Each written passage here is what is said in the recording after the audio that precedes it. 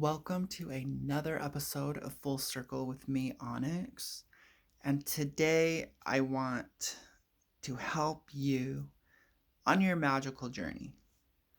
And why this kind of goes into why your magic doesn't work, why you're stuck. But this also hits kind of like things you probably should have learned before you started magic. So, especially lately, it seems like everyone goes to YouTube and other social media platforms these days uh, to maybe sell you psychic readings, spiritual stuff. Everyone wants to kind of like play teacher, talk down to you, be the know-it-all. You know, it kind of looks like they're in a costume. They put on a turban, grab a magic crystal ball, and pronounce themselves masters of magic, and and they have an agenda. So, yeah, it's to sell you something, you know? It's almost like to sell you their reality model. They believe in angels and demons. So they're going to sell you angels and demons. They believe in good and evil. They believe in right and wrong. They believe in technology and, transhumanism, or they believe in save the earth and go green.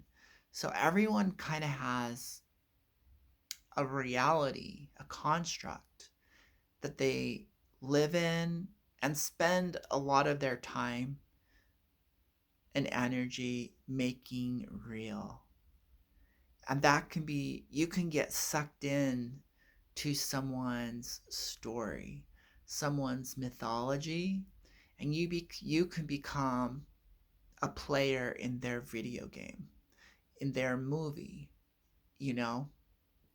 But unfortunately, you're not the one who's writing their movie. And so there is a lot of illusion, smoke and mirrors, um, cloudiness. And so there's a lot of people who want to learn magic, and it's being sold as all these other things. Magic is going to help you. But then you have to eat their religion. You have to eat their morality. You have to eat. And so it's almost like, okay, I'm going to learn magic. Then they start telling you how reality is.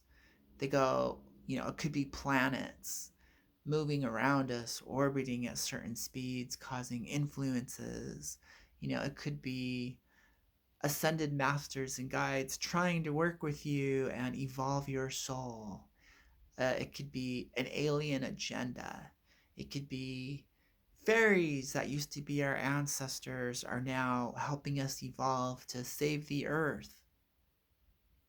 And so it doesn't matter if you're going for a psychic reading, um, a magical ritual to get rid of, negative influences, a healing, uh, to learn yoga, even. Uh, People are running on a script. They're running on a program. And my big question to you is, do you have to drink the Kool-Aid in order to have a magical experience? Do you have to take psychedelics to meet the gods? Do you have to sit in a sweat lodge, uh, chant words that you don't know, and, you know, uh, get tribal to connect to yourself? Do you need to go to a doctor's office where they have a clipboard and a pen? They ask you questions and you tell them everything that you would have told someone else, a friend on the phone, and you need to pay them. Is that the ritual? And so this is where the illusion, the glamour, the subscription, the cloud, the mist, the smoke gets us in all directions of our lives, whether it's what you do for a career and your title, whether it's how you run and organize your life. And so the big question is, when we remove the veil, how do we get clear? How do we see through the disguise? And so sometimes you can look a little bit at history, you can look at what's going on now, and but really everyone has a guiding light. And so this video is inspired by another magician who, like a lot of magicians or wizards, I would say he's more of a true wizard. It takes one to know one, okay?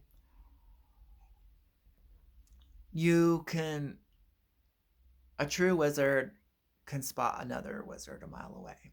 It's their energy, it's the look in their eyes, it's the level of communication and understanding through experience. Likes attract likes. So he's a true wizard. And the unfortunate thing is he's a natural wizard. When you're a natural, you have the potential to go beyond the normal range.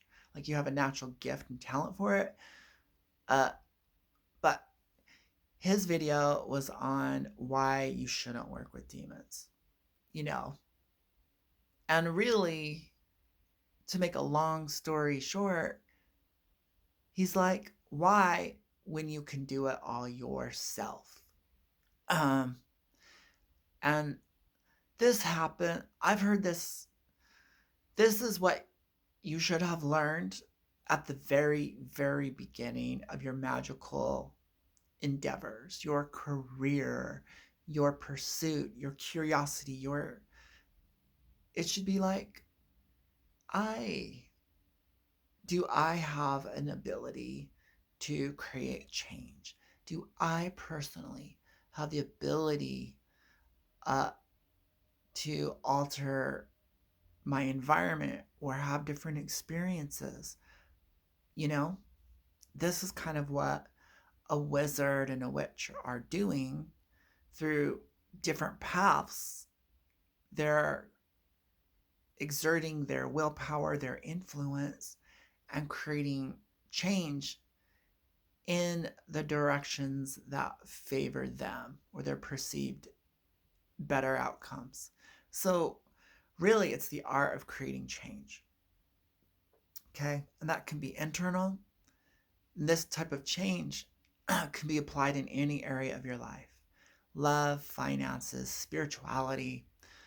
But I would say this is the hallmark of someone who wants to really work with magic versus someone steeped in lower emotions who are trying to avoid pain, create more pleasure, get what they want. The basic. I call it the horizontal. If you're horizontal, you're concerned about your house, your home, keeping your partner, keeping your wealth, having fun, stimulating your body. And I would call that all very 3D. And it's necessary. If you're not at a certain level within the 3D experience, you're going through so much pain and suffering. Unfortunately, it's this exact reason that you're being sold do magic. But then, instead of learning how to empower yourself, learning how to clarify, develop, and strengthen your will, instead of learning your thoughts, words, and deeds attract and repel experiences And instead of learning, you are you are responsible for all of your experience. Instead of learning this spiritual truth of, oh my heavens, I am the director of my show, I am the creator of my life. Your soul summons angels and demons. The Victorian religion, um, dark age magic, which wasn't the real magic going on. That's not the true handing down. So that is, I would call it sorcery. So, I've toyed with the idea of what's the difference between a witch, a wizard, and a sorcerer, and an enchanter or an enchantress, you know. And I've now categorized as sorcery working with spirits. Sorcery and necromancy go hand in hand, side by side. Are they good? Are they bad? Is there a morality to it? No. Uh, but you actually might want to learn how to do magic with your own power. So I would say that might be through practical witchcraft. That might be through practical wizardry. Okay? Practical meaning functional. Actually getting results using the tools and resources within the earth plane, within the three-dimensional experience. That would look like an altar, a candle. It will look like your own voice, your willpower. You start moving into high magic when you incorporate astral projection, visualization, energy work, energy manipulation. You're moving into a range that goes into what we call high magic. So, this is actually really good news. You're like, I'm not a medium, I'm not a psychic, I'm not an energy healer. Okay, guess what? You can still do magic. You can grab a candle. You can chant a spell. You could write one yourself. And you don't need to have a psychology degree. You don't need to understand it. You can just do it. Grab some bay leaves and a mirror and you can protect yourself. You can do some smudging. Oh, you're not a psychic? Well, guess what? There's tools out there for you. Tarot cards, astrology, the science. There is a science to this. So when you consider all your physical tools, I consider that part of low magic, part of the three-dimensional earth plane. These are tangible objects, and it will give you everything you need in this whole experience. You don't need a guide. You don't need to summon spirits. You don't need to go those directions. You don't need to know your guardian angel. You don't need to appropriate other people's traditions.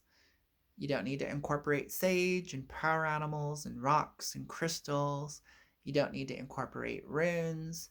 You don't need to incorporate drums or mantras. You don't need to bring all that in. So you can simplify your craft. This is really good news because it gives you a baseline. You're like, you mean just a few items? My knife, my candle, my bowl of water, a piece of paper, an altar is enough. Yes. So you don't have to believe in gods. You don't have to believe in an afterlife. You don't have to summons anything. You don't have to believe in elemental spirits. You don't have to believe in psychology. You can basically be an atheist because you have this baseline. You're like, I'm going to use a candle, I'm going to use a piece of paper, and I'm good to go. Or I'm even just going to use a piece of paper and a pen. Yeah.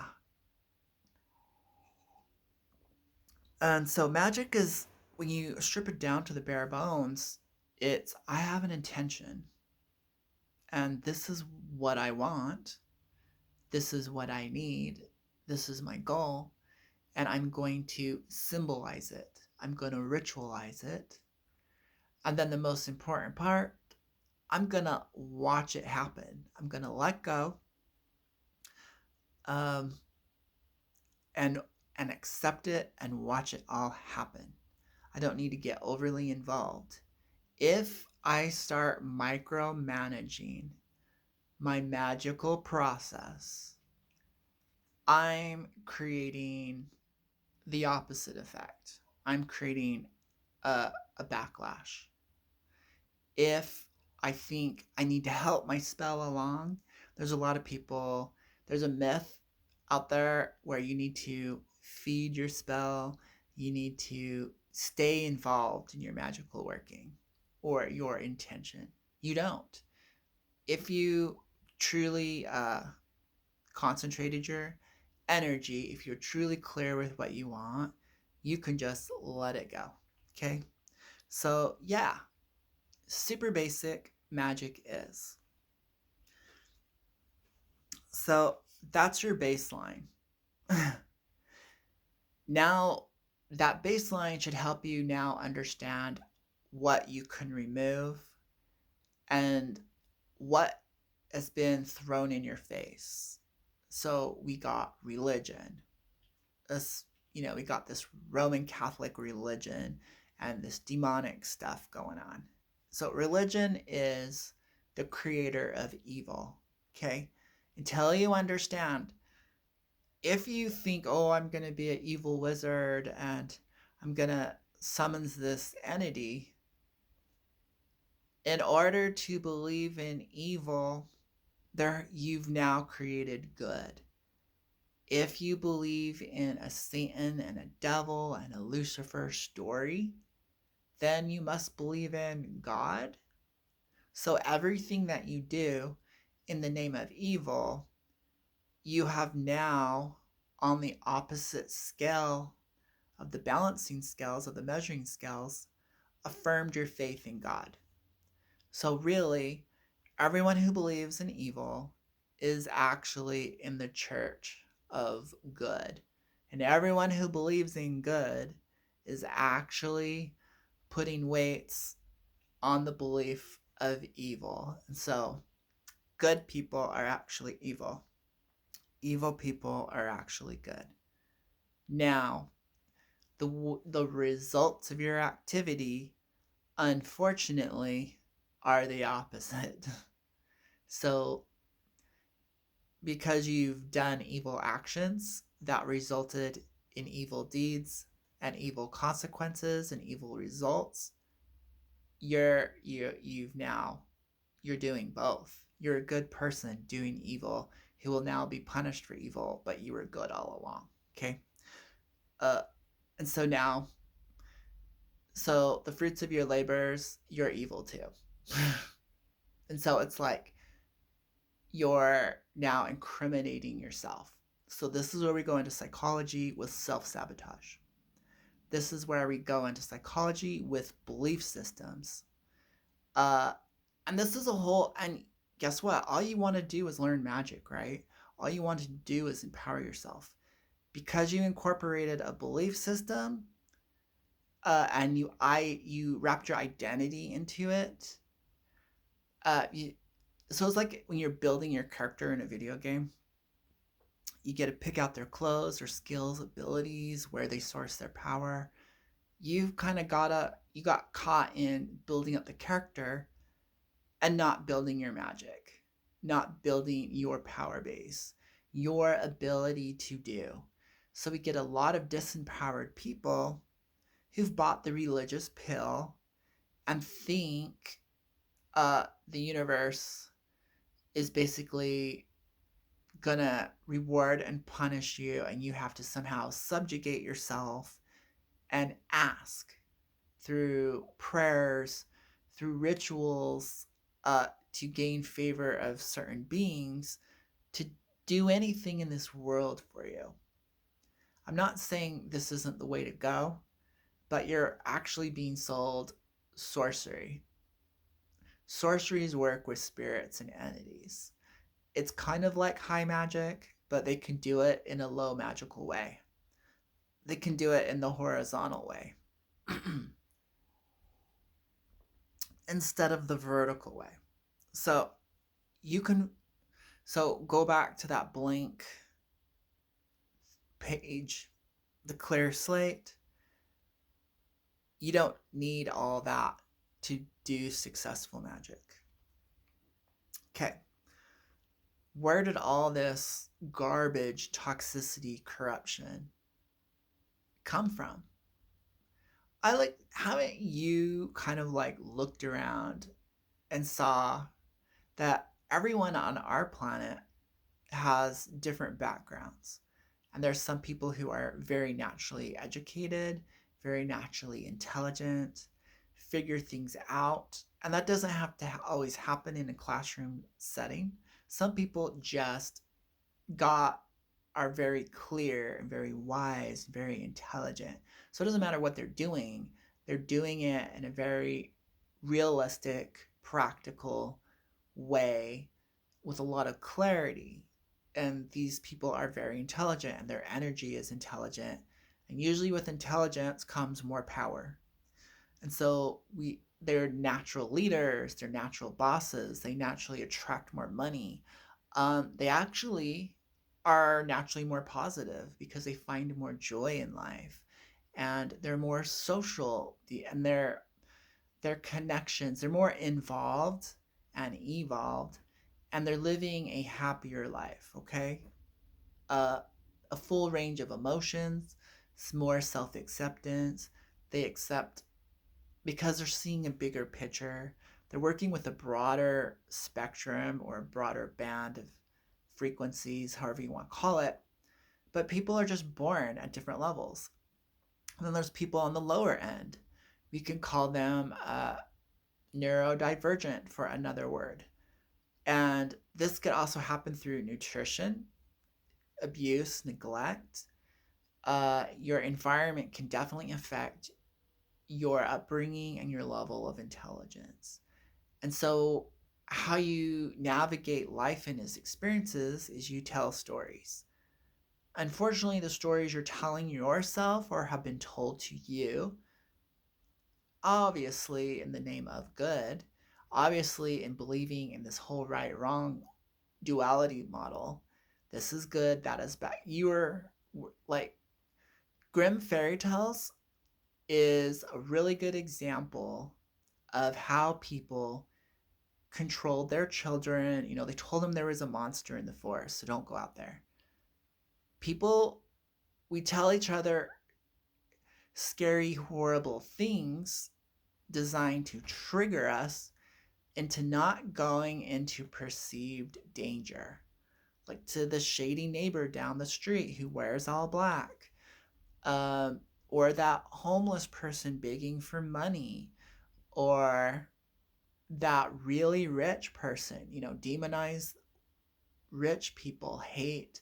And so we're taught fear, we're taught hate, which is really superstition on people of other color, people of other gender preferences, people of other nationalities, our neighbors, the other. Anything outside of what is comfortable for you, you tell yourself stories, you tell other people, you enroll them into, you help subscribe them into your reality. And at this level, it's all about agreements. If everyone in the world didn't believe in good and evil, we would be having different conversation. If, you know, so corruption happens through a personal narrative. It happens through having other people put their superstitions, their myths, their stories, their perspectives onto you, their truth. So life is bigger than we are. And it's natural for humans to tell stories, create myths. It's like, so what happened? How are you? And then people tell a story. Oh, I'm good. I went shopping today. I picked out a shirt I was looking for, so I felt really lucky, and now I'm in a good mood and I plan to wear it. So we past, present, future. We narrate. We narrate our lives, we narrate each other's lives. So stories is kind of a way on the 3D level we transmit information. Stories throughout the ages, stories through our culture, a story that lasts a whole lifetime in a time period.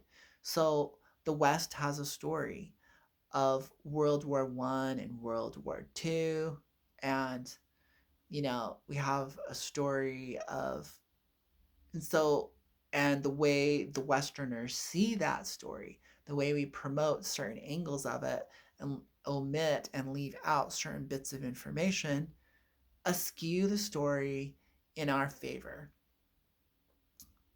in a Western mindset.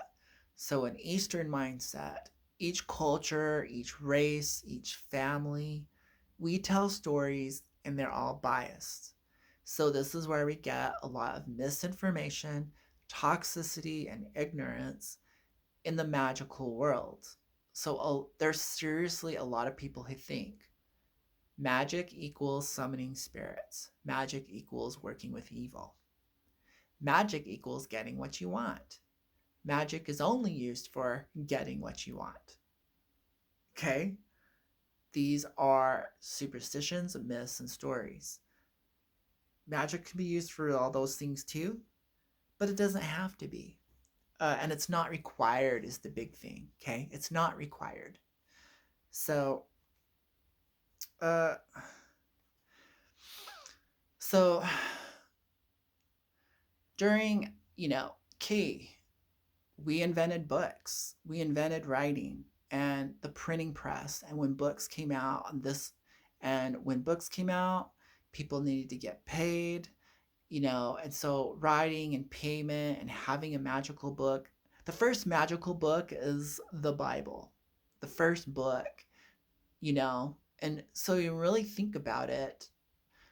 Uh, the beginning of being programmed, of of having someone else's agenda put on you, you could literally say is the Bible. And then for some odd reason, people decided to believe the written word, a book, had power and was magical.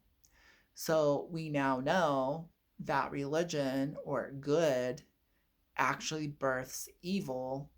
Don't you think in a dualistic hologram, the Book of Shadows or the Grimoire would be its counter opposite? And so, what became just as popular were books on black magic and evil, summoning spirits. If you're not going to summon good, you're going to summon bad. But the majority of people failed to realize there is no such thing as good, and there is no such thing as bad. So then we might have to ask ourselves the real question: what is going on? Okay. And unfortunately, the libraries of Alexandria were burned. Unfortunately, we may have had a deluge where the world was thrown into chaos through a giant meteor and the oceans rose. Who knows? You know, ages, humans have been around for a long time, and we have lost so much. You know, we don't know the truth or the full story, but you don't have to get caught in the story, is what I'm saying. So basically, magic has now been sold and made into systems and used to either control people, help other people believe that they're special. Uh, it's something you're being used. Uh, so I think we've really, this video is going to cut out. But now you can see, yes, you need to filter out the content being presented to you, which was really the point of this video. What is the purpose? What is the motive? Whose background? Where did this person come from? Who is now the author? You know, the 60s and the hippies and the free spirits, the drug movement, uh, political rights, of feminism, and things like that. What were these agendas that corrupted how you are being sold magic or an identity? What a witch is, what a wizard is, what a sorcerer is. And so, yeah, people have an agenda. People have been contaminating the wellspring of knowledge of magic. And it's been going on forever. You know, I would say this stock of humans, whenever that started, because who knows what our real history is, it's so contaminated, you now have to learn to filter this stuff out. But good news is basic magic. You have the power. You can do it.